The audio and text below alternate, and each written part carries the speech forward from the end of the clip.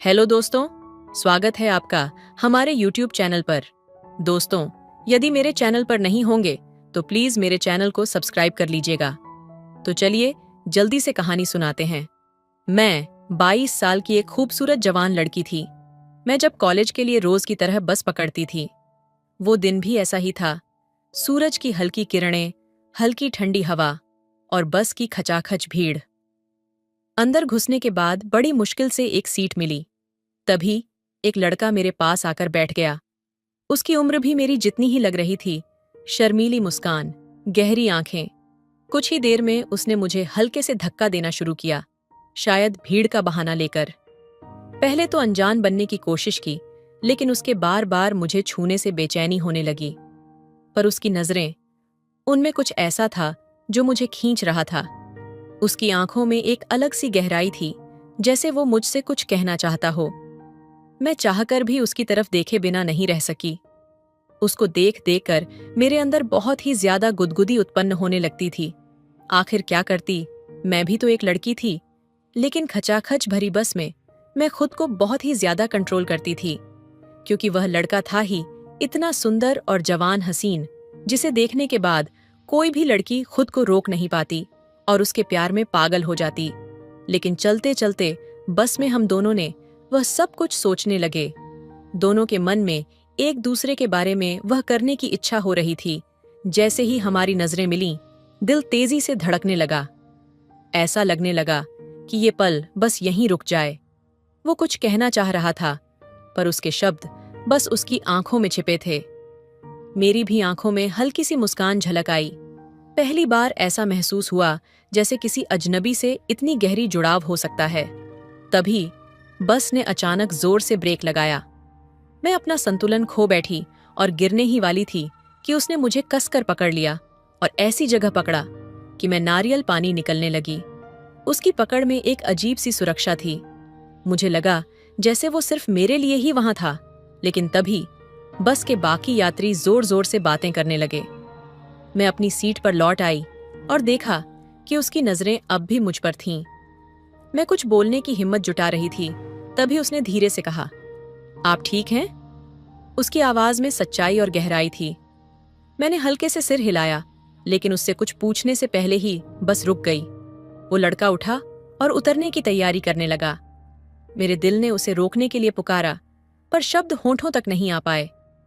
मैंने बस उसे जाते हुए देखा। वो दिन बीत गया, लेकिन उसके बाद हर दिन बस में उसकी तलाश करती रही। वो फिर कभी नहीं मिला। आज भी जब उस दिन को याद करती हूँ, दिल में एक सवाल गूंजता है, क्या होता अगर मैंने उसे रोक लिया होता?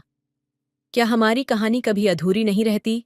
उस दिन के बाद हर सुबह बस में उसकी तलाश करना मेरी आदत बन गई थी। हर चेहरा देखकर लगता शायद वही हो, पर वो लड़का फिर कभी नहीं दिखा। उसका चेहरा, उसकी गहरी आंखें और उसकी मुस्कान, सब मेरे जहन में ऐसे बस गए थे जैसे वो मेरे जीवन का हिस्सा हो। कई हफ्ते गुजर गए, लेकिन एक दिन कुछ ऐसा हुआ जिसने मेरे दिल को झकझोर दिया। कॉलेज से लौटते समय वही लड़का अचानक मेरी बस में चढ़ा। उसे देखकर दिल तेजी से धड़कने लगा। वह भी मुझे देखकर थोड़ा चौंक गया, लेकिन उसकी आंखों में एक चमक थी। उसने झिझकते हुए मेरी बगल वाली सीट पर बैठते हुए पूछा, आपने मुझे याद किया? उसकी बात सुनकर मैं थोड़ी शर्माई, पर सच ये था कि मैं हर पल उसी को सोचती थी। मैंने सिर झुका लिया। उसने मुस्कुराते हुए कहा, मैंने सोचा था कि फिर मिलेंगे या नहीं, लेकिन शायद किस्मत ने हमें मिलाने का फैसला कर लिया है। हमारी बातों का सिलसिला शुरू हुआ। उसकी हर बात में एक अलग सी मिठास थी। वो अपना नाम बताता, लेकिन मेरी दिलचस्पी उसकी बातों में इतनी थी कि मैंने नाम पर ध्यान ही नहीं दिया। जब भीड़ कम हुई, उसने धीरे से मेरे हाथ पर हाथ रखा। उसकी छुअन से मेरे रोंगटे खड़े हो गए। ऐसा लगा जैसे यह सब किसी फिल्म का हिस्सा हो। लेकिन तभी बस के अचानक रुकने से माहौल बदल गया। बस के बाहर सड़क पर लोगों की भीड़ जमा थी। वह लड़का घबराहट में बाहर देखने लगा। मैंने भी खिड़की से झांका। वहां खून से लथपथ एक आदमी पड़ा था और पुलिस आसपास खड़ी थी। लड़के का चेहरा एकदम सफेद पड़ गया। उसने मेरे हाथ को कसकर पकड़ते हुए कहा, मुझे जाना होगा। अगर तुमसे मुलाकात होती रही तो शायद तुम्हें मेरी सच्चाई पता चल जाएगी, और मैं नहीं चाहता कि तुम मुझसे नफरत करो। मैं कुछ कहती उससे पहले ही वो बस से उतरकर भीड़ में गायब हो गया। उस रात मैं सो नहीं पाई। उसके चेहरे की बेचैनी, उसकी बातों की गूंज मुझे परेशान कर रही थी। अगले दिन मैंने उसके बारे में पता लगाने की कोशिश की। कॉलेज के पास की दुकानों और बस स्टॉप पर लोगों से पूछा, और फिर जो सच सामने आया उसने मेरे पैरों तले जमीन खिसका दी। वो लड़का एक ऐसा इंसान था जो एक गिरोह का हिस्सा था। चोरी, झगड़े और मारपीट में उसका नाम आता था। जिस दिन वो मुझसे पहली बार मिला था उस दिन भी वो पुलिस से भाग रहा था। मेरी दुनिया जैसे टूट गई। लेकिन हैरानी की बात यह थी कि जितना मैं उससे दूर जाने की कोशिश करती, उसका ख्याल उतना ही मेरे दिल में गहराई तक बसता जा रहा था। वो मुझसे अलग था, खतरनाक, लेकिन फिर भी सच्चा। मुझे यकीन था कि उसके पास एक ऐसा दिल है जो शायद सिर्फ मेरे लिए धड़कता था। कुछ दिनों बाद एक रात मेरे घर की खिड़की पर हल्की आहट हुई। मैंने पर्दा हटाकर देखा तो वही लड़का था। उसके चेहरे पर गहरी चोट के निशान थे। उसने फुसफुसाते हुए कहा, मैं सिर्फ तुम्हें एक आखिरी बार देखने आया हूं। मुझे लगा बिना तुम्हें देखे मैं मर जाऊंगा। उसकी हालत देखकर मैं अंदर तक टूट गई। मैंने दरवाजा खोला और उसे अंदर बुला लिया। उसकी आंखों में पानी था, लेकिन फिर भी वो मुस्कुरा रहा था। उसने कहा, मैं जानता हूं कि हमारा साथ मुमकिन नहीं है, पर तुम्हें खोने का डर मुझे जीने नहीं दे रहा। उस रात हम घंटों बात करते रहे। उसने अपने अतीत की सारी सच्चाई मुझे बताई। उसने कहा, मैं इस दुनिया के लायक नहीं हूं, लेकिन तुमने मुझे जीने का एक मकसद दिया है। अगले दिन उसने कहा कि वो खुद को पुलिस के हवाले कर देगा ताकि अपनी गलतियों का प्रायश्चित कर सके। मैंने उसे रोका, लेकिन वो नहीं माना। जाते जाते उसने कहा, अगर किस्मत ने चाहा तो मैं लौट कर आऊंगा, लेकिन अगर नहीं आया तो ये याद रखना कि मेरी हर सांस में तुम थी। वो चला गया और उसके बाद मैं बस इंतजार करती रही। शायद आज भी करती हूँ। कुछ प्रेम कहानियां सिर्फ दिल में रह जाती हैं, अधूरी और अनकही। उसके जाने के बाद मेरे अंदर एक अजीब सा खालीपन था, जैसे उसने जाते जाते मेरी आत्मा का एक हिस्सा भी साथ ले लिया हो। हर रात जब खिड़की की ओर देखती तो ऐसा लगता जैसे वो अभी भी वहां खड़ा है, अपने उदास चेहरे के साथ। मैं उसकी बातों को याद करके खुद को समझाने की कोशिश करती कि उसने सही किया, लेकिन दिल मानने को तैयार नहीं था। वक्त बीत रहा था, मगर उसके बिना हर दिन भारी लगता। मैंने खुद को समझाया कि शायद ये हमारी कहानी का अंत है, लेकिन कहीं न कहीं एक उम्मीद जिंदा थी। फिर एक रात दरवाजे पर दस्तक हुई। मेरा दिल जोर से धड़कने लगा। क्या ये वही है? मैंने दरवाजा खोला तो सामने पुलिस वाला खड़ा था। उसके हाथ में एक चिट्ठी थी। उस चिट्ठी को पढ़ते ही मेरी आंखों से आंसू बह निकले। उसने लिखा था, तुम्हें आखिरी बार देखने के बाद मैंने हर गुनाह कबूल कर लिया, लेकिन सच मानो मेरा सबसे बड़ा गुनाह ये था कि मैंने तुम्हारे जैसे इंसान को अपने अंधेरे में खींचा। अब मैं खुद को माफ नहीं कर सकता। सजा मिलेगी, लेकिन उससे बड़ा दंड ये है कि मैं तुम्हें खो चुका हूं। अगर जिंदगी ने मौका दिया तो शायद हम फिर मिलेंगे, और अगर नहीं तो ये जान लो कि मेरे आखिरी शब्द सिर्फ तुम्हारा नाम होंगे। उसके बाद मैं अंदर से टूट चुकी थी। मुझे यकीन हो चला था कि हम कभी नहीं मिल पाएंगे। कुछ महीने बीते और फिर एक खबर आई, उसने जेल में ही अपनी जान दे दी। उसकी मौत का कारण किसी को नहीं पता था, लेकिन मैं जानती थी ये उसका प्रायश्चित था। अब जब भी उसकी याद आती है, मैं खिड़की पर खड़ी हो जाती हूँ। हवा के झोंके से ऐसा लगता है जैसे वो मेरे पास है। उसकी आवाज़, उसकी मुस्कान, सब कुछ अब भी मेरे साथ है। उसकी मौत की खबर के बाद मेरे भीतर कुछ टूट कर बिखर गया। ये ऐसा खालीपन था जिसे कोई शब्द, कोई आंसू भर नहीं सकता था। मैंने कई रातें जागकर बिताईं, उसकी चिट्ठी को बार बार पढ़ते हुए। हर शब्द ऐसा लगता था जैसे उसकी आवाज़ कानों में गूंज रही हो, लेकिन जितना मैं उसे याद करती उतनी ही गहराई में डूबती चली जाती। ये सोच सोच कर कि क्या मैं उसे रोक सकती थी? क्या अगर मैंने उसे पुलिस के हवाले जाने से रोका होता तो वो आज जिंदा होता? वो अंधेरा जो उसके जाने के बाद मेरी जिंदगी में छा गया था, अब मेरी आत्मा में घर करने लगा था। एक रात जब मैं खिड़की के पास बैठी थी, मुझे ऐसा लगा जैसे उसकी परछाई सामने खड़ी हो। हवा से पर्दे सरसराए और मैंने उसकी गहरी आवाज सुनी, मैं वापस नहीं आ सकता, लेकिन तुम्हें ये जिंदगी यूं बर्बाद नहीं करनी चाहिए। मैंने चौंक कर इधर उधर देखा, लेकिन कोई नहीं था। ये सिर्फ मेरी कल्पना थी, या शायद मेरा पागलपन। मगर उस रात के बाद उसके ख्यालों ने मुझे चैन से सोने भी नहीं दिया। उसकी मुस्कान, उसकी दर्द भरी आंखें, सब कुछ मेरे दिमाग में लगातार गूंजता रहा। धीरे धीरे मैं एक जुनून में बदलने लगी।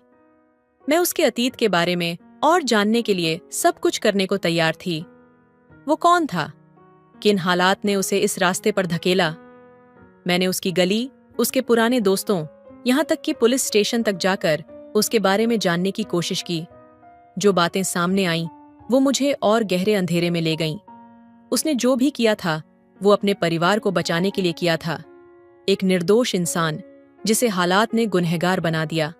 और सबसे बड़ी सच्चाई, वो अपनी आखिरी सांस तक मुझे ही बचाने की कोशिश करता रहा।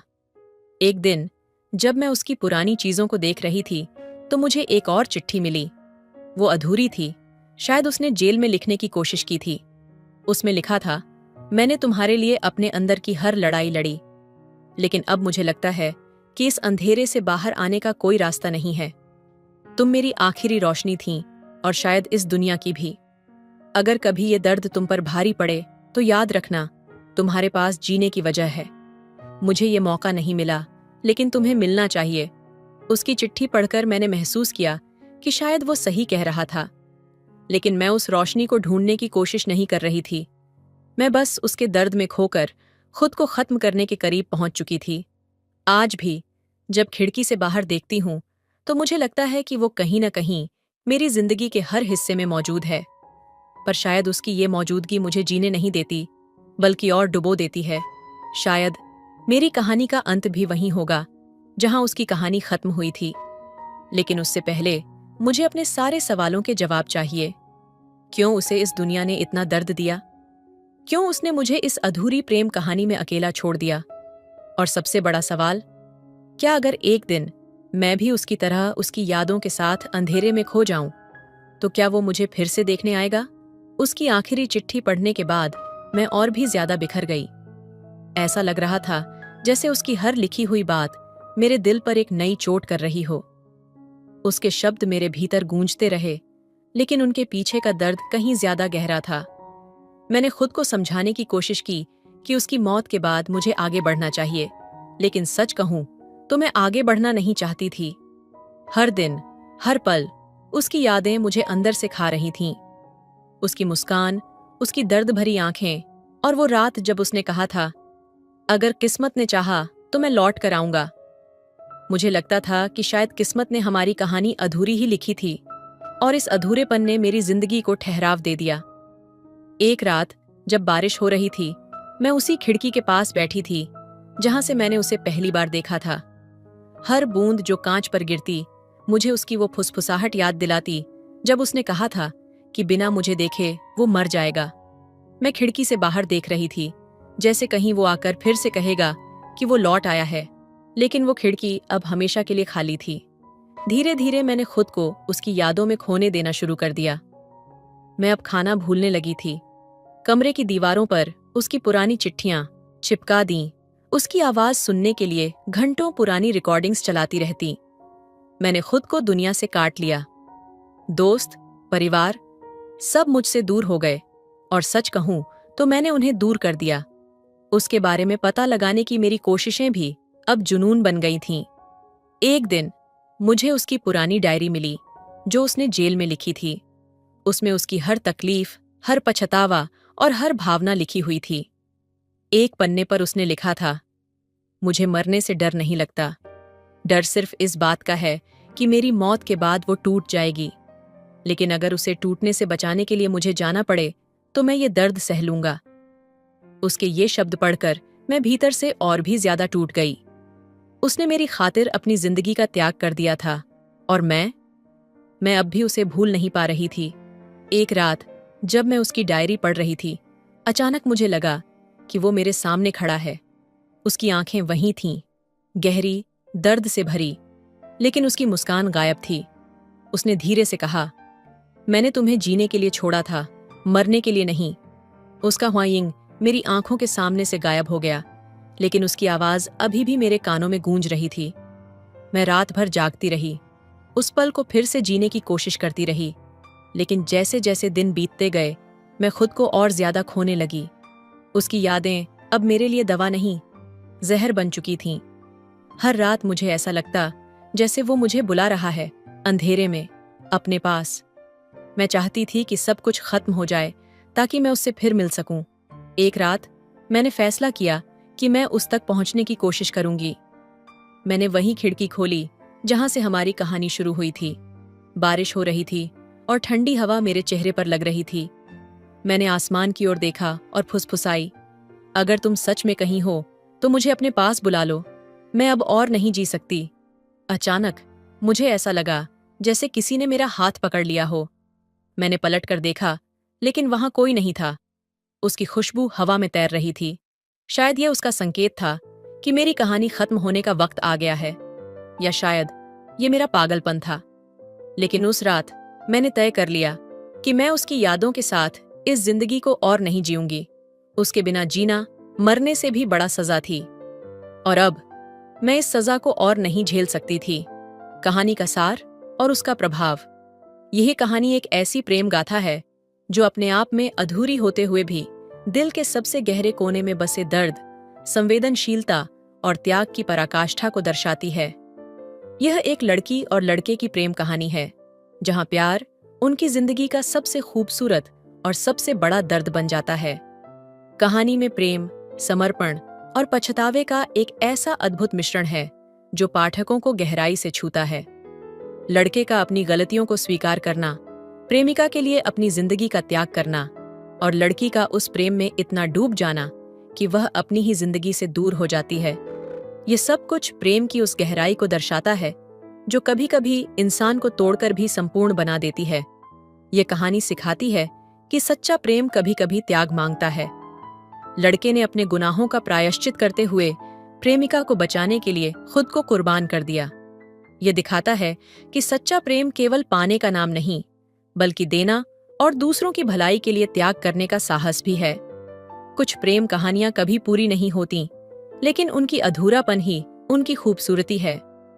ये कहानी इस बात को साबित करती है कि प्रेम केवल साथ रहने में नहीं, बल्कि उस एहसास में है जो किसी को हमेशा के लिए हमारी यादों में जीवित रखता है। ये कहानी दिखाती है कि कभी कभी किसी के चले जाने के बाद उसकी यादें जिंदगी के लिए बोझ बन सकती हैं। लड़की का अपने प्रेमी की यादों में इस कदर खो जाना कि वह अपनी ही जिंदगी को नकार देती है, यह सिखाता है कि प्यार को याद रखना जरूरी है, लेकिन अपनी जिंदगी के मूल्य को भूलना नहीं। लड़के के दिल में अपने गुनाहों का पछतावा और लड़की के दिल में उसे न रोक पाने का दर्द, दोनों यह सिखाते हैं कि अगर समय रहते हम कुछ कर सकते हैं तो हमें वह करना चाहिए। देर से लिया गया पछतावा इंसान को भीतर तक तोड़ सकता है। कहानी का नकारात्मक पक्ष यह है कि दोनों पात्र अपने अपने संघर्षों में इस कदर उलझे रहते हैं कि उनकी जिंदगी अंधेरे में डूब जाती है। लड़का अपने अपराधों से भागता है, जबकि लड़की उसकी यादों में खो जाती है। यह मानसिक स्वास्थ्य की एक महत्वपूर्ण झलक देता है। प्रेम की यह कहानी अधूरी है, लेकिन इसकी अधूरी गहराई ही इसे भावनात्मक रूप से इतना शक्तिशाली बनाती है। कभी कभी प्रेम का अंत सुखद नहीं होता, लेकिन वह अपने पीछे ऐसे एहसास छोड़ जाता है जो जिंदगी भर साथ रहते हैं। इस कहानी में प्रेम का अंत मृत्यु से होता है। लड़के की मौत और लड़की की खुद को खत्म करने की इच्छा यह दर्शाती है कि गहरा प्रेम कभी कभी इंसान को आत्मविनाश की ओर ले जा सकता है। यह कहानी उन लोगों को गहराई से छूती है जिन्होंने किसी को खोया है या अपने जीवन में कभी गहरा प्यार किया है। यह प्यार की उस निस्वार्थता को दिखाती है जो अपने आप में सबसे सुंदर और सबसे दर्दनाक होती है। कहानी यह संदेश देती है कि प्रेम कभी खत्म नहीं होता, वह हमें किसी न किसी रूप में हमेशा के लिए बदल देता है। लेकिन यह भी जरूरी है कि हम अतीत के दर्द को अपने वर्तमान पर हावी न होने दें। प्रेम को याद करना और उससे सीखना जरूरी है, लेकिन अपनी जिंदगी को जीना उससे भी ज्यादा जरूरी है। तो दोस्तों, आपको यह कहानी कैसी लगी कमेंट करके जरूर बताएं। मिलते अगली कहानी में, तब तक अपना ख्याल रखिए। धन्यवाद। मैं छोटी उम्र में ही बहुत जवान और खूबसूरत दिखती थी। मेरी उम्र सिर्फ 14 साल थी, लेकिन मेरा जिस्म भरा हुआ था और मैं 20 साल की लड़की लगती थी। मैं सब बहनों से छोटी थी, लेकिन अपनी जिस्म की वजह से मैं उनसे बड़ी और खूबसूरत लगती थी। इतनी छोटी उम्र में मैं 40 नंबर पहनती थी। मैं जब भी बाहर जाती तो हर कोई मेरी तरफ देखता। मैं जिस गाड़ी में स्कूल जाती वह ड्राइवर भी मेरे ऊपर नजरें जमाए रखता। स्कूल में टीचर मेरे सर पर जानबूझकर आकर खड़ा हो जाता था। मुझे यह सब कुछ बहुत अजीब लगता था। एक दिन मैं बाजार कपड़े खरीदने गई तो मैं एक बहुत बड़ी शॉप पर दाखिल हुई। मुझे एक जोड़ा पसंद आ गया। मैंने दुकानदार से कहा कि मैं यह पहनकर चेक करना चाहती हूँ। दुकानदार मेरी तरफ देखकर फौरन मान गया। कहने लगा, मैं भी आपसे यही कहने वाला था कि आप यह पहनकर चेक कर लें। मेरे घर वाले बाहर बेंच पर बैठे हुए थे। मैं चेंजिंग रूम में कपड़े पहनने लगी। दुकानदार मेरे पास आ गया और मेरे मुंह पर हाथ रख लिया। कहने लगा, आवाज मत निकालना, मैं तुम्हें यह सूट फ्री में दूंगा। बस तुम्हें 5 मिनट अपने दोनों मेरे मुंह में। हेलो दोस्तों, स्वागत है आपका हमारे YouTube चैनल पर। दोस्तों, आपसे विनती है कि मेरी चैनल को सब्सक्राइब कर लीजिएगा और कहानी को लास्ट तक सुनिएगा। आज की कहानी बहुत ही अच्छी है, तो चलिए कहानी सुनाते हैं। मेरा नाम सिमरन है। मेरी उम्र तकरीबन 14 साल थी। मैं अभी अभी नई नई जवान हो रही थी और जवानी की दहलीज में कदम रख रही थी। लेकिन मेरा जिस्म दूसरी लड़कियों की तरह नहीं था, तो मेरे जिस्म का नाजुक हिस्सा 14 साल की उम्र में भी बहुत ज्यादा बड़ा और हसीन था। मेरे घर वाले हर वक्त मुझे डांटते रहते थे। मेरी माँ और बहन मेरे पीछे ही पड़ी रहती थीं और मुझे बहुत ज्यादा बातें सुनाया करती थीं। छोटी सी उम्र में ही मेरे सर पर इतना बड़ा दुपट्टा ओढ़ दिया गया था। मैं अभी सही तरह से दुपट्टा भी संभाल नहीं सकती थी। जब मेरा दुपट्टा गिर जाता तो मेरी माँ मुझे बातें सुनाती और कभी कभार एक हाथ लगा भी देती कि तुम्हें जरा भी अकल नहीं है, तुमसे दुपट्टा भी नहीं संभाला जाता, दुपट्टा ठीक से लिया करो, बेशर्म कली की। लेकिन उनकी बातें मेरे समझ में नहीं आती थीं। उनकी बातें मेरे सर से ऊपर गुजर जाती थीं। मुझे समझ नहीं आता था कि वह बार बार मुझे दुपट्टा लेने के लिए क्यों कहती रहती है। लेकिन मुझे बहुत तकलीफ होती थी जब वह मुझे सारा दिन लान तान करती रहती थी और अक्सर मुझे मारती भी थी। और मुझे इस बात की हैरान गोइथोंग संगीतने के बावजूद भी सबसे खूबसूरत और बड़ी दिखाई देती थी। जैसी जैसी मेरी उम्र बढ़ती जा रही थी, मेरा कद काठ और जिस्म भी बढ़ता जा रहा था। अपने जिस्म में इतनी सारी तब्दीलियां देखकर मुझे कुछ अजीब फील होता था। मेरी दूसरी बहनें दुबली पतली थीं। मैं जिस स्कूल में पढ़ती थी वहां पर मेरी सहेलियां भी मेरी जैसी नहीं थीं। वह भी बिल्कुल नॉर्मल लड़कियों की तरह होती थीं। मेरी उम्र की लड़कियां भी बिल्कुल ऐसी नहीं थीं। मेरी माँ को हर वक्त मेरी फिक्र लगी रहती थी। मेरी हम उम्र लड़कियां स्कूल में दुपट्टा लेकर नहीं आती थीं, लेकिन मेरी माँ मुझे सख्ती से दुपट्टा लेकर जाने देती थी। मैं माँ से बहुत बार कहती कि माँ, मुझसे दुपट्टा ओढ़ा नहीं जाता और मेरी सहेलियों भी बिना तो दुपट्टे के ही स्कूल आती है।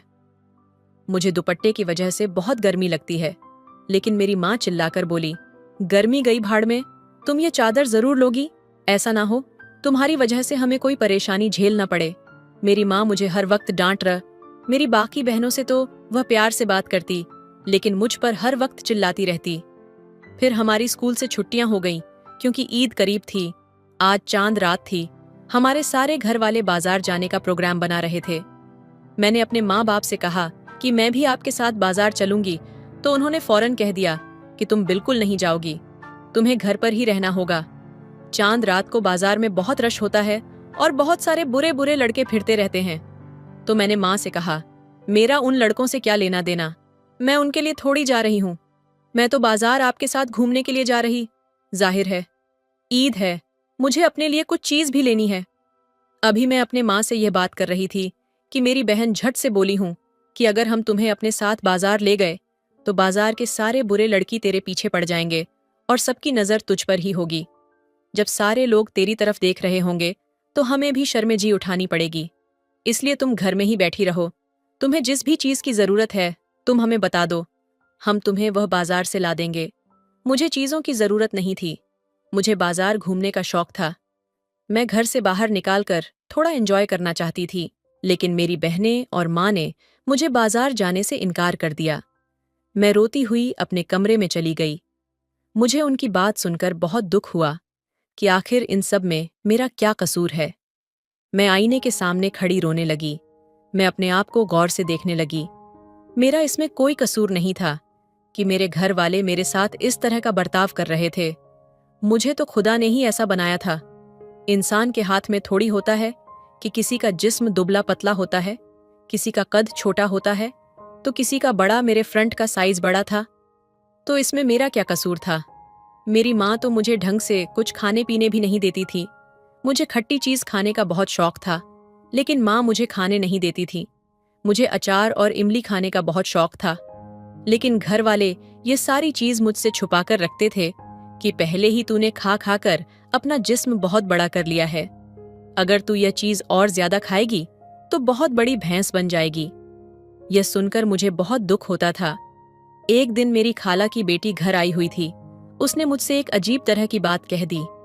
वह मुझसे कहने लगी कि जिस तरह का तुम्हारा जिस्म हो रहा है ना, तुमसे कोई लड़का शादी नहीं करेगा। उसकी बात सुनकर मुझे बहुत गुस्सा आया। मैं फौरन गुस्से से खड़ी हुई और उसकी आंखों में आंखें डालकर देखने लगी, लेकिन इतने में मेरा दुपट्टा गिर गया। हम लोग एक कजन की शादी में आए हुए थे। वहां पर मौजूद सब लोग देखकर मुझे हैरान हो गए। लोगों ने मेरी माँ से अजीब तरह के सवाल करना शुरू कर दिया। हमारे रिश्तेदार कहने लगे, आप लोग ज्यादा आते जाते भी नहीं हैं और अपनी इस बेटी को तो कहीं पर भी नहीं ले जाते। कहीं आपने इसकी शादी तो नहीं कर दी और आपने किसी को बताया भी नहीं, और फिर यह तलाक लेकर वापस आ गई है। मेरी माँ उनसे कहने लगी कि आप किस तरह की बातें कर रही हैं? मेरी बेटी तो अभी कुंवारी है, उसकी तो अभी शादी की उम्र भी नहीं हुई। मुझे यह सारी बातें सुनकर बहुत ज्यादा दुख हुआ। उस दिन के बाद से मम्मी ने भी मुझे किसी की शादी पर ले जाना बंद कर दिया। हालांकि यही तो वह उम्र थी जब इंसान शादियों पर जाकर एंजॉय करता है, अच्छे अच्छे कपड़े पहनता है और खूब खाना खाता है। लेकिन मेरी माँ ने तो मेरा कहीं भी आना जाना बंद कर दिया। जैसे जैसे मैं बड़ी होती जा रही थी, मेरे लिए और ज्यादा मुसीबतें बढ़ने लगीं। मुझे कपड़े भी बहुत जल्दी तंग हो जाते थे, इसलिए नए कपड़े लेने पड़ते थे, जिस पर माँ मुझे डांट थी कि तेरा बाप कोई बहुत बड़ा रईस नहीं है जो तुझे हर 4 महीने बाद नया जोड़ा लेकर दे। मैं इस तरह की सारी बातें सुन सुनकर तंग आ चुकी थी। मेरी एक क्लासमेट थी, वह मेरी बहुत अच्छी दोस्त थी। उसका भाई दुबई रहता था। एक दिन मैंने उससे से बात की। उसने मुझसे कहा कि एक दवा होती है जिससे यह मसला हल हो सकता है। अगर तू वह मेडिसिन खा ले तो तू भी बाकी लड़कियों की तरह नॉर्मल हो जाएगी। लोगों की बातें सुन सुनकर मेरे दिमाग में एक बात बैठ चुकी थी कि मैं नॉर्मल नहीं हूं। मैंने उसे कहा कि प्लीज मेरी मदद करो, प्लीज मुझे वह मेडिसिन ला दो, मैं तुम्हें जितने पैसे कहोगी ला दूंगी। ये कहकर मैं पुरसुकून हो गई। 2-3 बाद एक दिन माँ मेरे पास आई और कहने लगी, तुम्हारे लिए एक रिश्ता आया है। मुझसे कहने लगे कि तुम तैयार रहना। मैं हैरान हो गई। हालांकि मुझसे बड़ी अभी बहनें थीं, अभी उनकी शादी नहीं हुई थी और मैं सबसे छोटी थी, तो मुझे क्यों सबसे पहले ब्याह रहे थे? मैं उनके लिए एक तरह का बोझ थी। जल्द से जल्द वह मुझसे जान छुड़वाना चाहते थे। माँ की बात सुनकर मैं बिल्कुल खामोश हो गई। मैं माँ से झगड़ा नहीं करना चाहती थी क्योंकि वह मेरी माँ थी, लेकिन उन्हें शायद इस बात का एहसास नहीं था कि मैं भी उनकी बेटी हूँ, और वह भी सबसे छोटी छोरी। बेटियां तो बहुत लाडली होती हैं, लेकिन मेरे लिए ऐसा कुछ नहीं था। सबसे ज्यादा बातें में ही सुन रही थीं। अपने वजूद की वजह से पता नहीं मुझे क्या क्या सहाना पड़ रहा था। इसलिए घर वाले मेरे जिस्म की वजह से ही मेरी शादी सबसे पहले करना चाहते थे। शाम को मैंने काला जोड़ा पहन लिया। मेरी माँ मेरे कमरे में आई और मुझे देखा। मैंने कहा, माँ, मैं कैसी लग रही हूँ? यकीनन मैं बहुत खूबसूरत लग रही थी क्योंकि काला रंग मुझ पर बहुत जचता था। मेरी माँ ने मेरी बात का जवाब देने की बजाय मुझसे एक सवाल पूछ लिया, तुमने इस सूट के साथ यह दुपट्टा क्यों लिया है? मैंने कहा, इसके साथ यही दुपट्टा है। मैंने कहा, यह बहुत छोटा है। माँ ने दूसरी बहन को आवाज दी कि दूसरा दुपट्टा लेकर आओ, वह इस सूट के साथ चल जाएगा। मेरी बहन दूसरा दुपट्टा लेकर आई तो वह बहुत बड़ा था। मैंने माँ से कहा कि माँ, ये बहुत बड़ा दुपट्टा है। माँ कहने लगी कि बड़ा है तो क्या हुआ, तेरा जिस्म छोटा है क्या? जितना बड़ा तेरा जिस्म है वह इतने बड़े दुपट्टे में ही छुपे। उन्होंने मुझे इस तरह लपेटा कि मेरा चेहरा ही बस नजर आ रहा था। 10 मिनट बाद मुझे चाय लेकर बाहर जाना था। लड़के वाले आ चुके थे। वह लोग माँ से बातें कर रहे थे। इतने में मेरी बहन मेरे पास आई और कहने लगी कि यह लोग तो जॉइंट फैमिली वाले हैं, इनका घर तो मर्दों से भरा हुआ है, तेरा वहां पर क्या बनेगा? तुझे तो अपने आप को छुपा कर रखना पड़ेगा। मेरी बहन मेरा मजाक उड़ा रही थी और जिस तरह से वह मुझ पर हंस रही थी, उसकी हंसी मेरे दिमाग को अजियत दे रही थी। मुझसे यह सब कुछ बर्दाश्त नहीं हो रहा था। 10 मिनट के बाद मैं चाय लेकर बाहर गई तो उन्होंने मुझसे जिस अंदाज से देखा था, उनके रद्द अमल बहुत अजीब था। लेकिन जैसे ही मैं सोफे पर बैठी तो मेरा दुपट्टा कुछ सरक सा गया, क्योंकि मुझसे इतना बड़ा दुपट्टा संभाल नहीं जाता था। दुपट्टा गिरने की वजह से उनकी नजर मेरे जिस्मों पर पड़ गई तो उनकी एक औरत मां से कहने लगी, बहन, क्या आपकी बेटी की शादी पहले भी हो चुकी है? तो मेरी मां ने कहा कि नहीं, इसकी शादी कहाँ से हुई है, यह तो सबसे छोटी है। असल में बड़ी वाली पढ़ाई में बहुत लायक है, तो हम चाहते हैं कि वह पढ़ाई करती रहे और कुछ बन जाए, उसके बाद उसकी शादी करवा देंगे। लेकिन वह कहने लगे कि यह तो हमें शादीशुदा लग रही है, ये तो 2-3 बच्चों की मां लग रही है। गैर शादीशुदा लड़की तो बहुत पतली होती है, लेकिन आपकी बेटी का जिस्म जिस तरह का जिस्म नजर आ रहा है, ऐसे लग रहा है कि जैसे ये 2-3 बच्चों की मां है और इस वक्त भी हाला लग रही है। मेरी मां ने कहा कि ऐसी नहीं, कोई बात नहीं है, हम आपको कसम देने के लिए तैयार हैं। अब इससे से ज्यादा और क्या हो सकता था। उन्होंने कहा कि नहीं, हमें तो मामला ही कुछ और लग रहा है। हमारा इकलौता बेटा है, हमारा बेटा बहुत लाडला है। आजकल तो लोग ठीक ठाक लड़कियों की ही मुंह भर भर के बातें करते हैं। अगर हम आपकी बेटी को ब्याह कर ले गए तो सारी जिंदगी लोगों के ताने सुनने पड़ेंगे। हम आपसे माफी चाहते हैं। मुझे उनके इनकार सुनकर बहुत दुख हुआ। हमारे मोहल्ले में अक्सर लोग अगर लड़की को ना पसंद करते तो वह मुंह पर कुछ नहीं कहते, बल्कि इतना कह देते हैं कि वह फोन पर बता देंगे। लेकिन उन्होंने तो मुझे मुंह पर ही इनकार कर दिया था। वह लोग तो चले गए, लेकिन मां ने मेरी पिटाई करना शुरू कर दी। तेरे इतने सारे रिश्ते रिजेक्ट हुए हैं, लेकिन इस दफा जो मुझे बातें सुनने को मिली है, मैं जिंदगी भर नहीं भूलूंगी। मैं एक अच्छी औरत हूं, सारी जिंदगी में इज्जत से गुजारी है, लेकिन सिर्फ तेरी वजह से मुझे ऐसी ऐसी बातें सुनने को मिल रही हैं। मैंने ऐसी बातें कभी नहीं सुनी थी। मुझे माँ की बातों पर बहुत दुख हुआ। मैंने 2 दिन तक खाना नहीं खाया, लेकिन किसी ने मुझसे यह तक नहीं पूछा। फिर आखिर मेरी दोस्त मुझसे मिलने आई। उसने चोरी चोरी मुझे वह मेडिसिन पकड़ा दी। उसने कहा कि तुम्हारी मेडिसिन आ गई है। मैंने कहा कि मुझे अब इसकी जरूरत नहीं है। वह लोग मुझे नापसंद कर गए हैं, उन्होंने शादी से इनकार कर दिया है। जिस पर मेरी दोस्त कहने लगी, अरे पागल, वह आखिरी लोग थोड़ी है, क्या दुनिया में लड़के खत्म हो गए हैं? तुम्हारे लिए और भी रिश्ते आ जाएंगे, तुम ये गोलियां खाकर स्मार्ट हो जाओ। इसके बाद मेरी दोस्त चली गई। मैंने जज्बात में आकर वह गोलियां खा लीं। मैंने कुछ दिन से खाना भी नहीं खाया था। जब मैं बाहर निकली तो मेरी तबीयत खराब हो गई और मैं बेहोश हो गई। खैर, मेरी तबीयत खराब होने के बाद मेरे घर वालों को कुछ मुझ पर रहम आया। मैंने सोचा कि मेरे घर वाले मुझे मेरे कमरे में लेकर आए हैं, शायद उन्हें मुझ पर रहम आ गया होगा। लेकिन जैसे ही मेरी माँ कमरे में दाखिल हुई, उन्होंने मेरे मुंह पर थप्पड़ मारा। मुझे उनसे इस रवैया की अपेक्षा नहीं थी। मेरे अवसान खत्म हो गए। फिर वह मुझसे कहने लगी, बेशर्म लड़की, तुझे शर्म नहीं आई? तू किस तरह की मेडिसिन मंगवा रही है? ये किस तरह की मेडिसिन है जो तू खा रही है और इसी तेरा ये हाल हुआ है? इसका मतलब तेरे इरादे कुछ और है। तू जानबूझकर अपना आप सबको दिखा रही है, तो सबको बताना चाहती है कि तू बहुत मोटी ताजी है, तेरा जिस्मानी हुस्न बहुत बड़ा है, तुझे शर्म नहीं आती। ऐसा करते हुए मुझे तुझसे ऐसी उम्मीद नहीं थी। मुझे अपनी माँ से इस तरह की उम्मीद नहीं थी। कुछ भी हो जाता, मगर उनको यह सब नहीं करना चाहिए था। अब तो मैं अपनी माँ की तरफ देख भी नहीं रही थी, बस रोए जा रही थी। माँ ने वह गो बाथरूम में फेंक दी और पानी बहा दिया। मैं रोए जा रही थी, लेकिन मेरी माँ ने मुझे देखा तक नहीं। इस बात को कहीं दिन गुजर गए। सब घर वाले मुंह से नाराज थे। कोई मुझे खाना भी नहीं पूछता था, मुझसे बात भी नहीं करता था। ऐसा लगता था कि मैं मेंटली मरीज बन जाऊंगी और पागल हो जाऊंगी। फिर मेरे लिए एक रिश्ता आया। लड़की की माँ देखने आई, लेकिन लड़की की माँ अकेली मुझे देखने आई थी, लेकिन उसकी आंखें कमजोर थीं। मैं चुपचाप उनके सामने बैठी रही और मैंने अपने आप को चादर में छुपाए रखा। उनके जाने के बाद मेरी बहनें मेरा और ज्यादा मजाक बनाने लगी कि अगर मेरी सांस की आंखें कमजोर ना होती तो वह भी तुझे ना करके जाती। उसे क्या पता तेरा जिस्म कैसा है, कैसा नहीं? मैंने उनकी किसी भी बात का जवाब नहीं दिया। मैंने अपने लिए लड़ना छोड़ दिया था, क्योंकि मुझे पता था कि शादी के बाद मुझे और भी बुरे हालात का सामना करना पड़ सकता था। ना जाने मेरा पति मेरे साथ क्या करेगा। मैंने सब कुछ सुनने की आदत बना ली थी। जब मेरी शादी की तैयारी चल रही थी, तो मेरी सास ने मेरे लिए बहुत सारे कपड़े बनाकर भेजे। मेरी सास मुझसे बहुत प्यार से बातें करती थी। मेरी सास ने बताया कि एक दफा कपड़े पहनकर देख लो।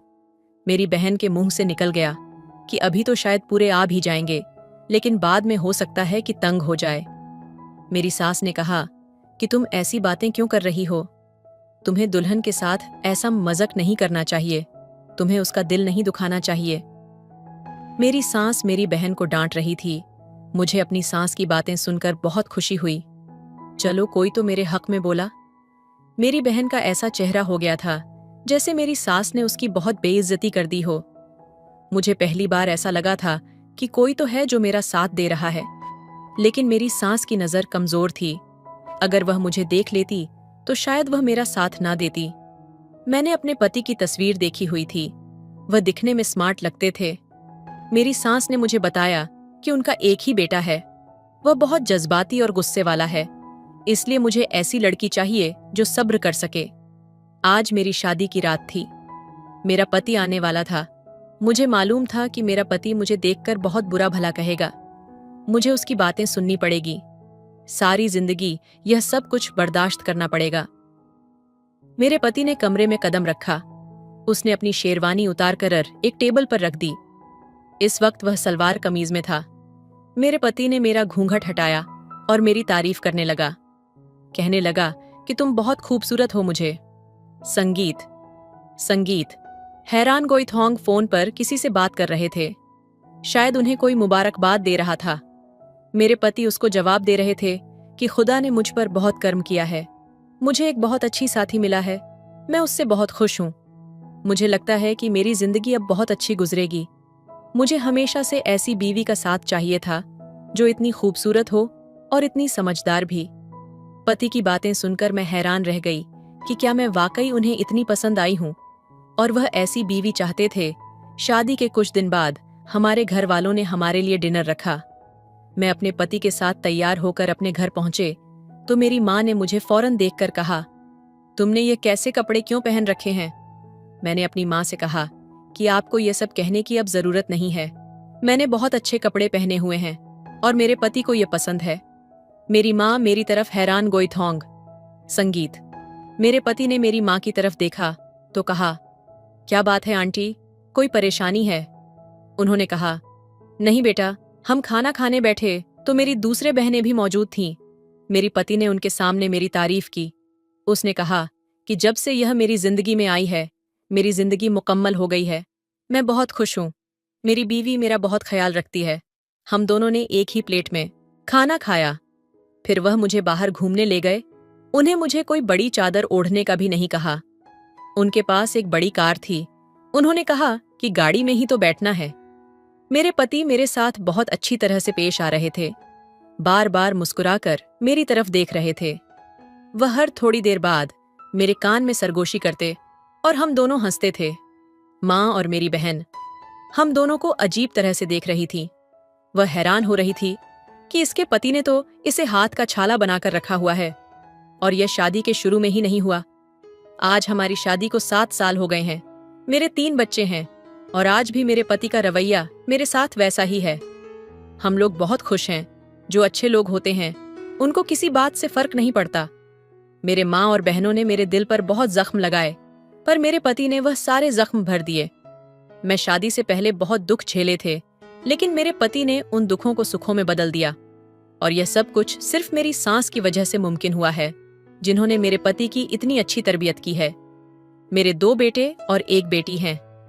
मेरे 2 बेटे और मैं अपने बेटों की भी ऐसी तबीयत करूंगी जो प्यार मुझे मेरी माँ से नहीं मिला, वह प्यार मैं अपनी बेटी को दूंगी, और जो परवरिश मेरी सास ने मेरे पति की है, वह मैं अपने बेटों की करूंगी।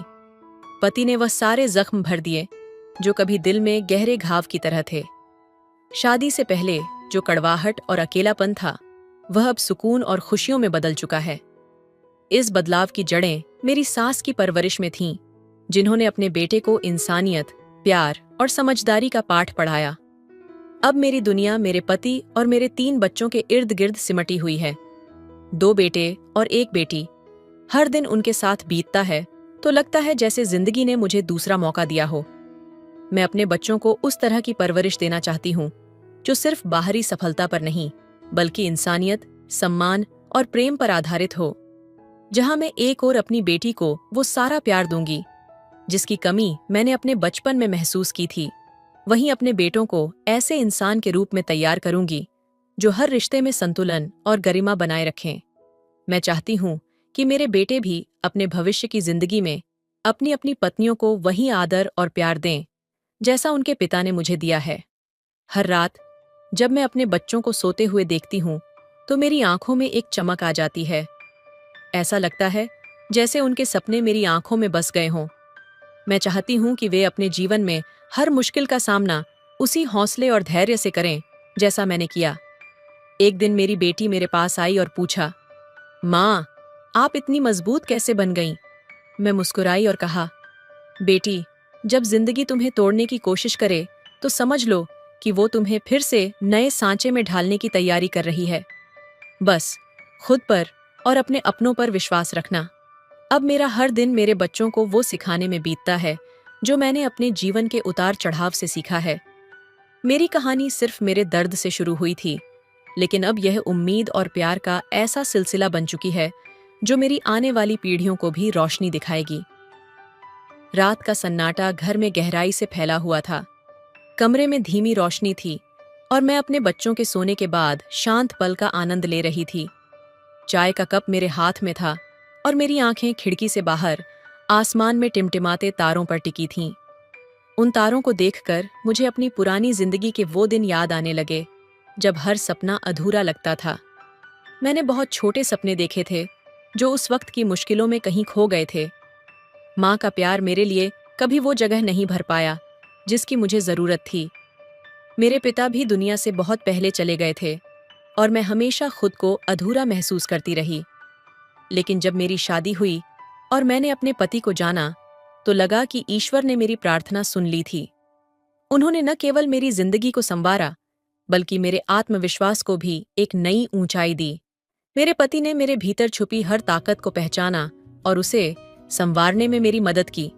उनकी यही बातें मुझे मेरे बच्चों की परवरिश में गहराई तक प्रेरित करती हैं।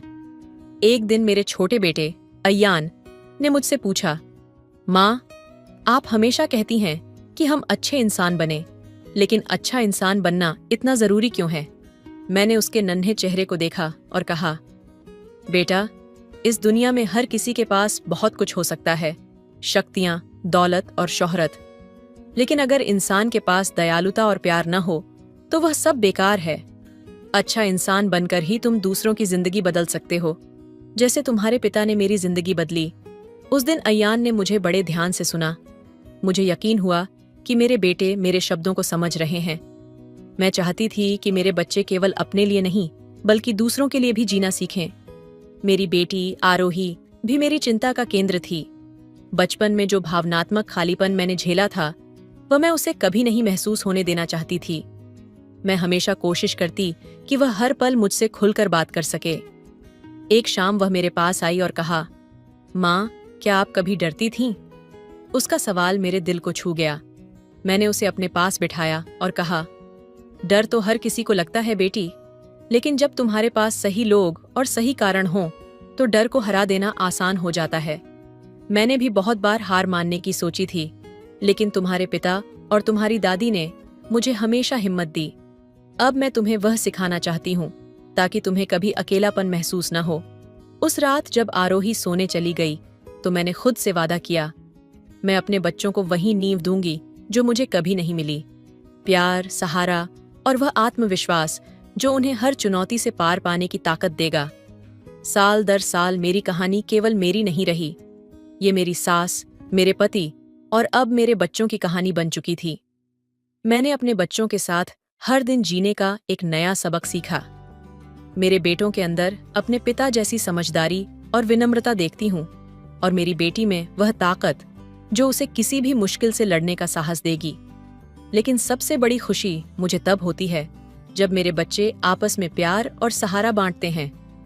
हर रात जब मैं उन्हें गले लगाकर कहती हूँ, मैं तुमसे बहुत प्यार करती हूँ, तो उनकी आंखों की चमक मुझे यकीन दिलाती है कि मैंने सही रास्ता चुना है। ये कहानी यहीं खत्म नहीं होती। ये हर दिन नई यादें, नए सबक और नए रिश्तों के ताने बाने बुनती रहती है। मेरा सफर मुश्किल था, लेकिन मेरी कहानी उम्मीद और प्यार की है, जो हमेशा मेरे बच्चों की जिंदगी का हिस्सा रहेगी। तो दोस्तों, आपको ये कहानी कैसी लगी कमेंट करके जरूर बताएं। मिलते हैं अगली कहानी में, तब तक अपना ख्याल रखिए। धन्यवाद। हेलो दोस्तों, स्वागत है आपका हमारे YouTube चैनल पर। प्लीज दोस्तों, अगर मेरे चैनल पर नए होंगे तो सब्सक्राइब कर लीजिएगा। तो चलिए आपको कहानी सुनाते हैं। एक दिन घर में कोई नहीं था और मैं अपनी गर्लफ्रेंड से बातें कर रहा था। मुझे नहीं पता था कि चाची चोरी चोरी मुझे देख रही थी।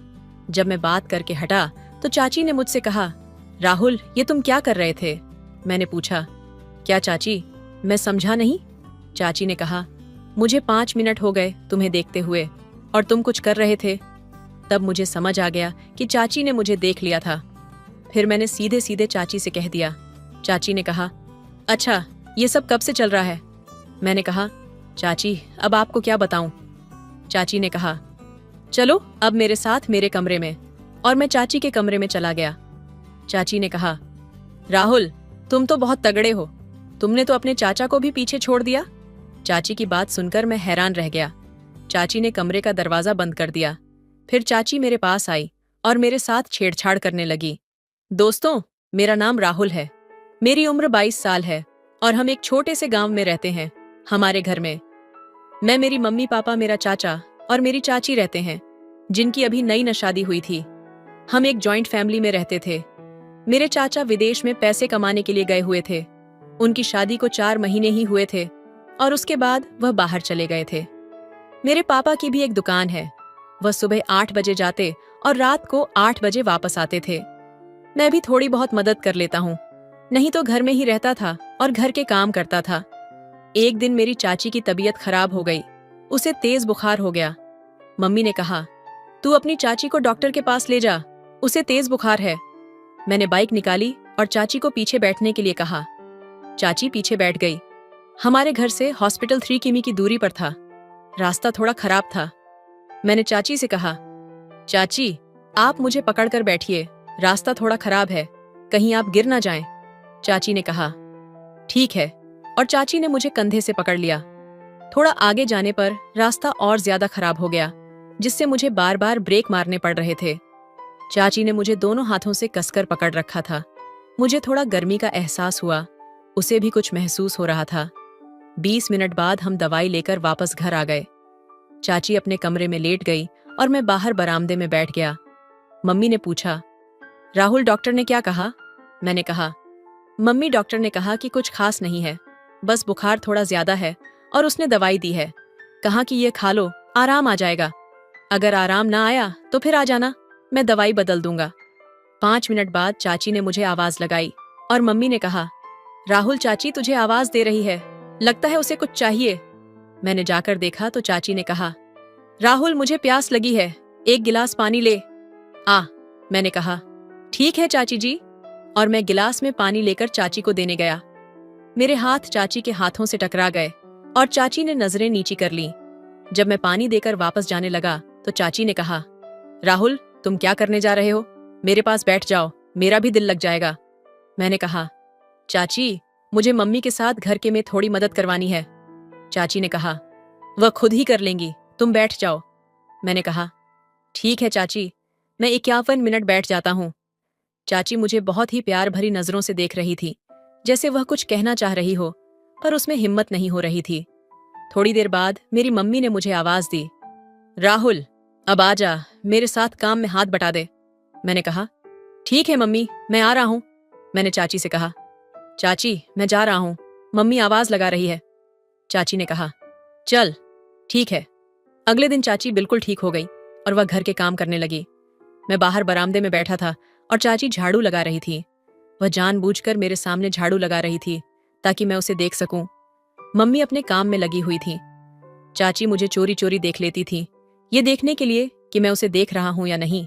अब मुझे समझ आ गया था कि चाची क्या चाहती थी, क्योंकि चाचा को गए हुए 8 महीने हो चुके थे और चाची किस तरह से रह रही थी ये मुझे ही पता था। चाची का तो अभी शादी का आनंद भी नहीं उतरा था और चाचा उसे पहले ही छोड़कर चला गया था।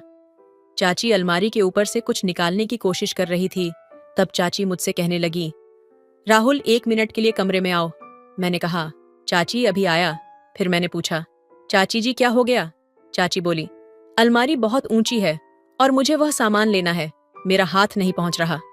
फिर चाची कहने लगी, राहुल तू एक कर मुझे पीछे से पकड़ और ऊपर उठा ताकि मैं वह सामान ला सकूं। मैंने कहा, ठीक है चाची जी।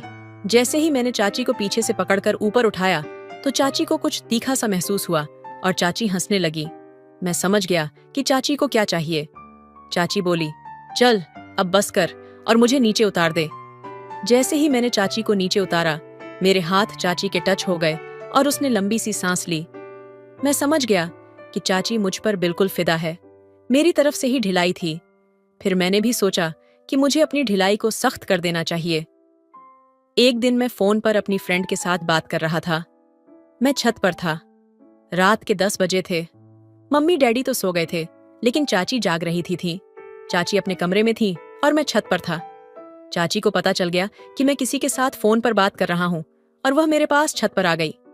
चाची बोली, राहुल तुम इस समय किसके साथ बात कर रहे हो? मैंने कहा, चाची ये कोई खास बात नहीं है। चाची बोली, अच्छा इतनी ज्यादा खास है? मैंने कहा, हाँ चाची। चाची बोली, मुझसे भी ज्यादा खास है। तब मैंने चाची के चेहरे की तरफ देखा कि चाची क्या कह रही हैं। मैंने कहा, चाची नहीं, इस तरह की कोई बात नहीं है, आप तो मेरे लिए बहुत खास हैं। चाची कहती है, अगर मैं ज्यादा खास हूं तो फिर तुम उसके साथ क्यों बात कर रहे हो? तुम मेरे साथ भी बात कर सकते थे। मैंने कहा, चाची वह मेरी गर्लफ्रेंड है। चाची बोली, राहुल मैं तुम्हें कुछ दिनों से बताना चाहती हूँ, लेकिन मुझ में हिम्मत नहीं हो रही थी, पर आज मैं तुम्हें वह बात बताने जा रही हूँ कि तुम मुझे बहुत ज्यादा अच्छे लगते हो। क्या तुम मेरी इच्छा पूरी करोगे? मैंने कहा, चाची ये कैसे हो सकता है? चाची बोली, देख तुम्हारे चाचा को गए पूरे 9 से 10 महीने हो गए हैं, मैं किस तरह रह रही हूँ ये मुझे ही पता है। मैंने कहा, चाची अगर किसी को पता लग गया तो चाची ने कहा, देख किसी को कुछ नहीं पता लगेगा, बस यह बात तुम्हारे और मेरे बीच रहनी चाहिए और अपनी गर्लफ्रेंड के साथ बात करना कम कर देना। अगर तुम मेरे साथ रहना चाहते हो। मैंने कहा, चाची चलो ठीक है। फिर चाची ने मुझे छत पर ही गले लगा लिया। मेरे अंदर तो जैसे करंट सा लग गया। चाची देखने में भी बहुत सुंदर थी। चाची बोली, राहुल चल अब कमरे में चलते हैं।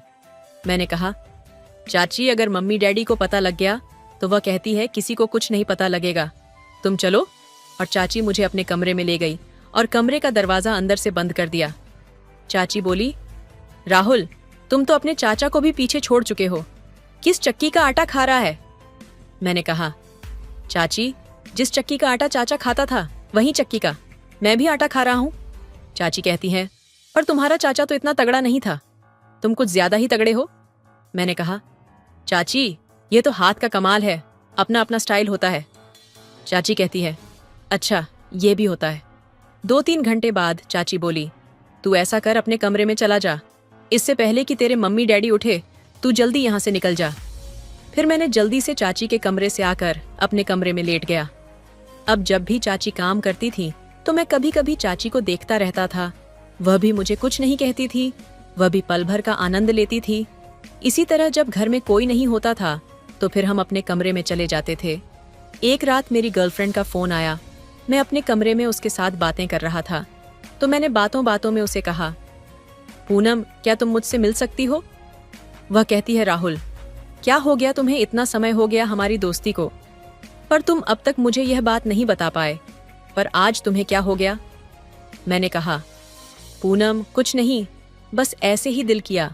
तो वह कहती है, ठीक है मैं तुम्हें मिलने के लिए तैयार हूँ, बताओ कहाँ आऊं? अगले दिन मैं उसे एक होटल में ले गया और मैंने पूनम के साथ समय गुजारा। पूनम ने भी मुझे मना नहीं किया क्योंकि वह भी मुझसे बहुत प्यार करती थी।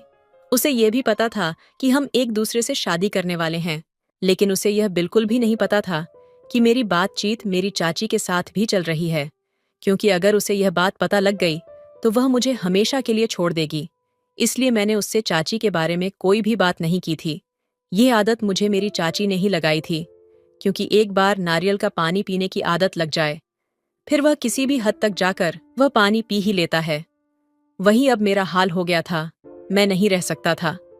मैं पूनम को बस में बिठाकर सीधा घर आ गया। मैं बहुत ज्यादा थक गया था और मैं सीधा अपने कमरे में जाकर लेट गया। दोपहर के 2 बजे थे। मुझे पता नहीं लगा कि मुझे कब नींद आ गई और मैं सो गया। फिर मैं 4 बजे उठा। थोड़ी देर बाद चाची मेरे कमरे में आई और कहती है, राहुल, क्या हो गया? आज कुछ ज्यादा ही थका हुआ लग रहा है। मैंने कहा, चाची हाँ, थोड़ा सा काम था, वह करके आया हूं, इसलिए थकावट हो गई है। चाची बोली, कौन सा काम करके आया है?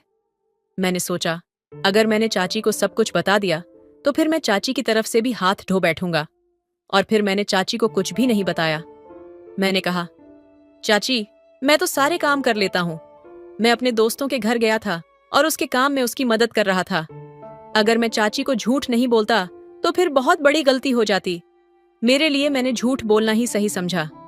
चाची कहती है, अब ऐसा कर, तेरी मम्मी घर नहीं है और तुम जल्दी से मेरे कमरे में आ जा। मैंने कहा, चाची मैं बहुत ही ज्यादा थक गया हूं, आज नहीं कल पक्का। वह कहती है, चल ठीक है, कर ले। आज राम पर एक बात थी। दोस्तों, चाची के साथ मुझे बहुत अच्छा लगा, लेकिन पूनम के साथ वह बात नहीं बनी। या फिर चाची को अनुभव था और पूनम को अनुभव नहीं था। दोस्तों, थोड़ा बहुत शादी का फर्क तो पड़ता ही है। एक दिन चाची चाचा के साथ फोन पर बात कर रही थी और उनसे बहस कर रही थी। वह कह रही थी, आप अभी क्या करने वाले हैं? थोड़ा और पैसे कमा लो, हमारे काम आएंगे।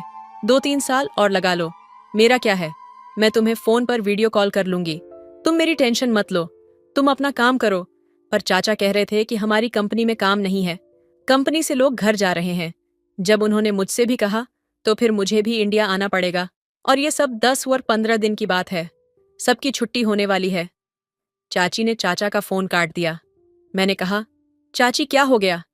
चाची कहती हैं, तेरा चाचा लगता है महीने तक घर आ रहा है, जो मस्ती करनी है इस महीने में अच्छी तरह कर ले। मैंने कहा, ठीक है चाची। फिर हमने कोई भी दिन जाया नहीं, जाने दिया, और मुझे और भी ज्यादा अनुभव हो गया। एक पूरा महीना हो गया और चाचा घर आ गया। मैंने अपनी गर्लफ्रेंड से बातें करना शुरू कर दिया। वह कहती है, राहुल, मेरे घर पर मेरे शादी की बात चल रही है। अगर तुम मेरे साथ शादी कराना चाहते हो तो अपने घर बात कर लो और मेरे घर अपने मम्मी पापा को भेज दो, नहीं तो इन लोगों ने मेरी शादी कहीं और करवा देंगे। मैंने कहा, तू अपनी मम्मी से बात कर। वह कहती है, मैं कोशिश कर रही हूं। उन्होंने पूछा, लड़का क्या करता है? तो फिर मैं क्या कहूंगी? मैंने कहा, तू कह देना कि लड़का एल्यूमिनियम का काम करता है। वह कहती है, चल ठीक है, मैं बात करके देखती हूँ। थोड़ी देर बाद उसका फोन आया। वह बोली, मम्मी को मैंने मना लिया है, मम्मी को अब पापा से बात करनी है। देखते हैं कि पापा क्या कहते हैं। रात को जब उसके पापा घर आए तो उसकी मम्मी ने बात की और पूनम के पापा भी झट मान गए।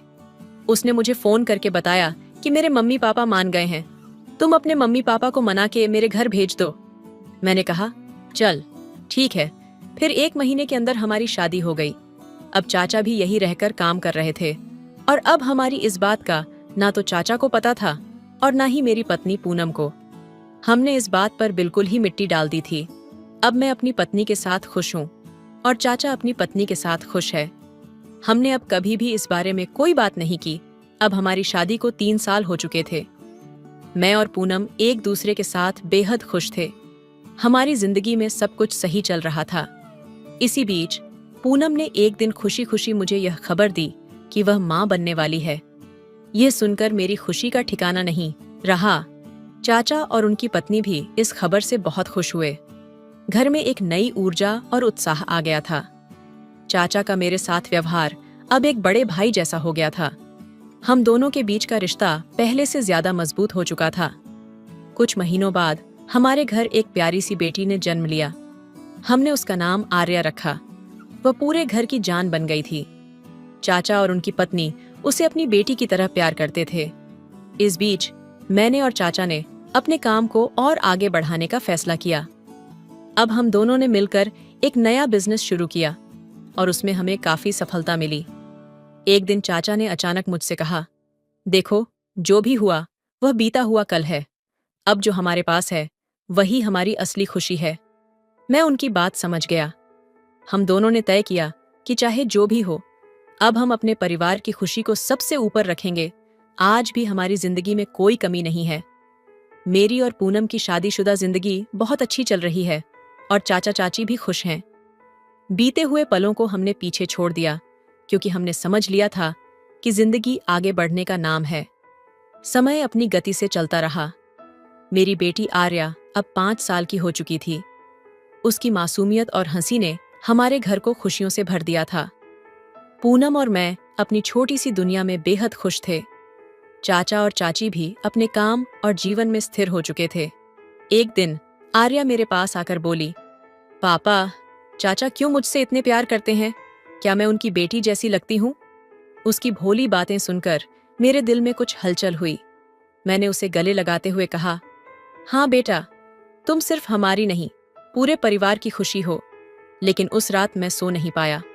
आर्या के सवाल ने मेरे दिल के किसी कोने को छू लिया था।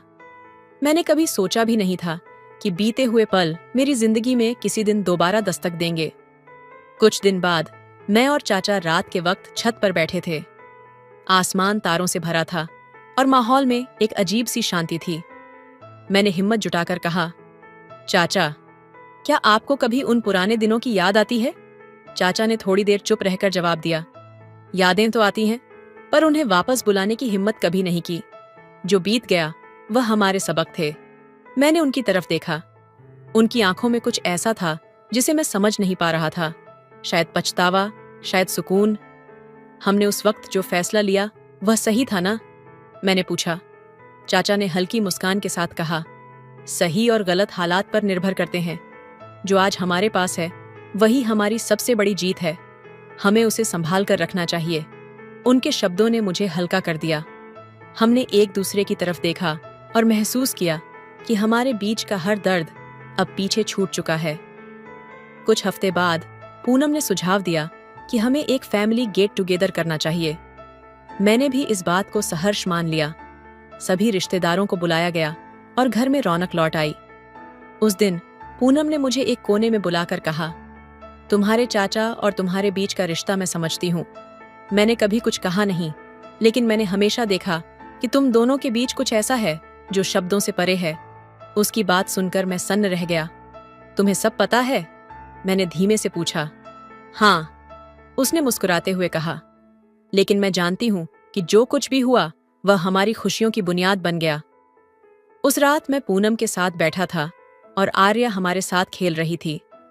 मैंने महसूस किया कि जिंदगी की असली खूबसूरती इसी में है, भूलने और माफ करने में।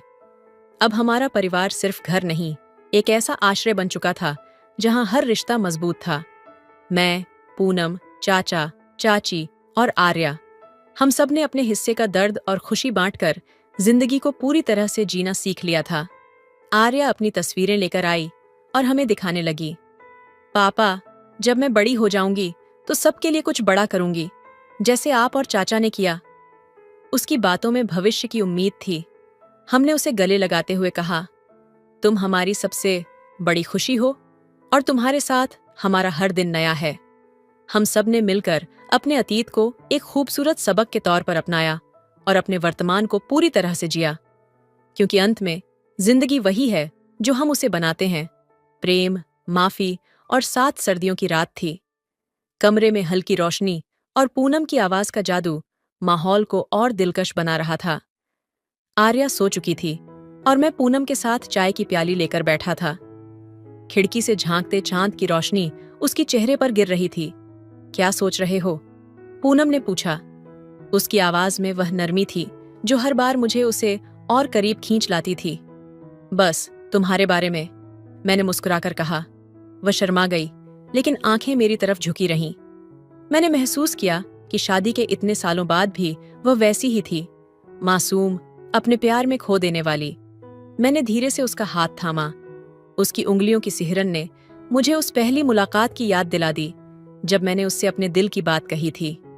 पूनम, मैंने हल्की आवाज में कहा, तुम्हें पता है, मैं हर दिन तुम्हारे साथ प्यार में और गहरा डूबता जाता हूँ। और मैं, उसने मुस्कुराकर कहा, मैंने तो तुम्हें पहली बार देखने के बाद ही अपना दिल दे दिया था। उसकी ये बात सुनकर मैंने उसे अपनी बाहों में खींच लिया। हमारी आंखें मिलीं और ऐसा लगा जैसे वक्त वहीं थम गया हो। मैंने उसकी आंखों में वह गहराई देखी जो मुझे हर बार उसके और करीब ले आती थी। तुम्हें पता है, पूनम ने धीरे से कहा, मैंने तुम्हारे और चाचा के बीच कुछ अनकही बातें हमेशा महसूस की हैं। मैंने कभी पूछने की हिम्मत नहीं की, लेकिन मैं जानती हूं कि उन बातों ने तुम्हें बहुत तोड़ा होगा। मैंने उसकी बात सुनकर एक पल को ठहर कर उसे देखा। पूनम, वो बातें अब बहुत पुरानी हो चुकी हैं, लेकिन मैं ये मानता हूं कि तुमने मेरे जीवन को एक नई रोशनी दी है। तुम्हारे बिना मैं कभी आगे नहीं बढ़ पाता। पूनम ने मेरी ओर झुकते हुए कहा, हम सबकी अपनी परछाइयां होती हैं, लेकिन सच ये है कि जब कोई तुम्हें पूरी तरह समझ लेता है तो वह हर दर्द को मिटा सकता है। उसकी बात सुनकर मैंने उसे अपनी ओर खींचा और कहा, तुम्हारा प्यार ही मेरी जिंदगी का सबसे बड़ा सच है। हम दोनों धीरे धीरे पास आ गए। सर्द हवा ने खिड़की पर दस्तक दी, लेकिन कमरे के अंदर बस हमारे दिलों की धड़कन सुनाई दे रही थी। पूनम ने अपनी उंगलियों से मेरे चेहरे को छुआ और मैं उसकी आंखों में डूबता चला गया। तुम्हारे बिना मेरी दुनिया अधूरी है, मैंने कहा, और तुम्हारे बिना मेरी सांसें, उसने धीरे से जवाब दिया। उस रात हम दोनों ने अपने रिश्ते की गहराई को फिर से महसूस किया। यह सिर्फ दो शरीरों का नहीं, बल्कि दो आत्माओं का मिलन था। अगली सुबह जब सूरज की पहली किरण खिड़की से अंदर आई तो मैंने देखा कि पूनम मेरे पास सोई हुई थी। उसका चेहरा शांत और मासूम था। मैंने उसकी तरफ झुककर उसके माथे को चूमा और बुदबुदाया, तुम मेरी हर खुशी हो पूनम। उसने आंखें खोलकर मुझे देखा और मुस्कुराते हुए कहा, और तुम मेरे हर सपने। उस दिन मुझे एहसास हुआ कि हमारे रिश्ते की नींव सिर्फ प्यार नहीं, बल्कि वह भरोसा था जिसने हमें हर मुश्किल से आगे बढ़ाया। हमारे अतीत ने हमें सिखाया था कि सच्चा प्यार सिर्फ पाने का नाम नहीं, बल्कि हर मुश्किल को साथ झेलने का नाम है। अब मैं और पूनम अपने रिश्ते को हर दिन और खूबसूरत बना रहे थे, क्योंकि हमारे लिए प्यार सिर्फ एक एहसास नहीं, बल्कि एक पूरी जिंदगी थी। तो दोस्तों, आपको यह कहानी कैसी लगी कमेंट करके जरूर बताएं। मिलते हैं अगली कहानी में, तब तक अपना ख्याल रखिए। धन्यवाद।